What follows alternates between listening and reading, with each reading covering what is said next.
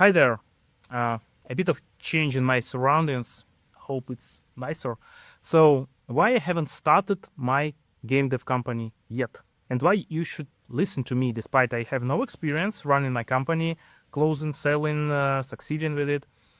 Well, the answer is I have different angle on this. I have worked as a consultant for years and I networked with eventually lots of people, maybe 100, who are entrepreneurs. They started their company, restarted their company, sold it, closed it, or in the middle. So I have some block of thoughts on this, and I know the reasons why people actually sell their companies, buy companies, start them, and etc. So I'm thinking that I can be useful with this talk to you because I will provoke some thoughts and possibly influence some decision making if you're willing to start your company or just in the very first steps on it. So my reason number one why I'm not yet there, I have not yet done with my products. I can't share much, of course, because of NDA. I have some master product, my magnum opus, and some small ones, and I don't like dropping things unfinished.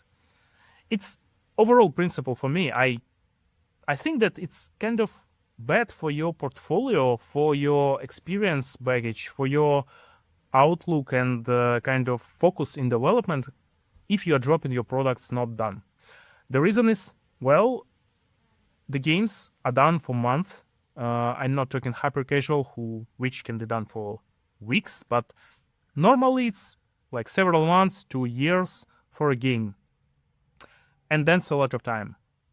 That time can change your game engine, your management principles, your team, your priorities, business priorities of the company, and lots of other things. So the framework, the pipelines, the way you prioritize with your team, it all brings different product in the end. And if you are kind of starting something and walk away in the middle before the game is in the store, you are missing a lot. You won't see exactly and won't be able to judge fully on how your principles on that top product, which you made in like on par with the current by that time practices in the industry. So you won't see how it's done, how it's performed in the end. So you won't be able to judge if you have done good or not in that product for real. So that was reason number one. And reason number two is, oh my God, I have some long hints here.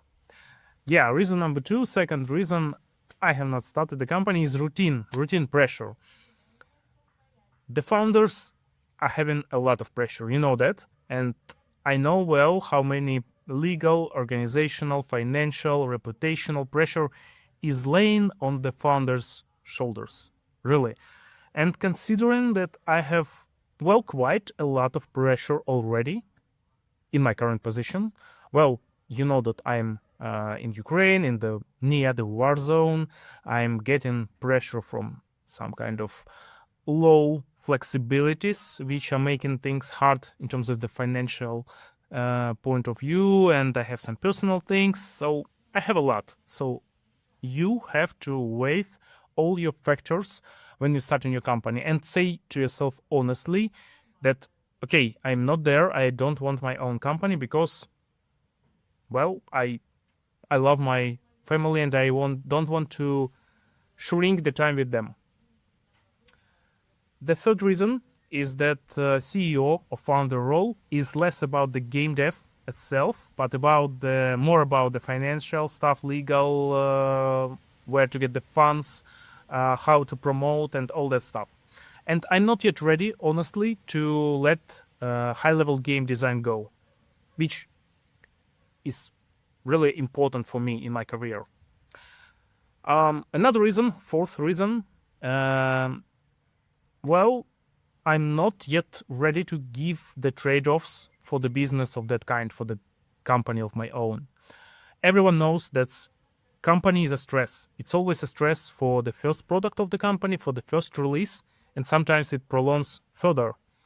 And my family is important to me, and I know that I won't have enough time with them. I won't have enough time for the relaxation, for for the activities, for the hobbies and all that stuff I do. And I will have certainly the tensions and you are not there stuff from my dear ones. And I know that I will have some non-sleepy nights, unjammable thoughts on where to get the money for the next month of operation. I know this, and I'm not yet ready. It's my conscious point of view, my conscious selection that I want to make things right with my current life, and there will be a moment when I will be able to sacrifice something to get my own business running, and that moment is not now. So my just advice for you: ask yourself if you're consciously ready to give that sacrifices in favor of the business. And if the answer is yes, ask for how long it is normal, it is acceptable for you to make the sacrifices. Is it a year or 2, 3, 4, maybe a decade? I don't know. But you have to be honest with yourself. So that's it for today. I really hope you liked this video. Ping me if you want more of this. And I see you around in 1 week. See you there. Bye.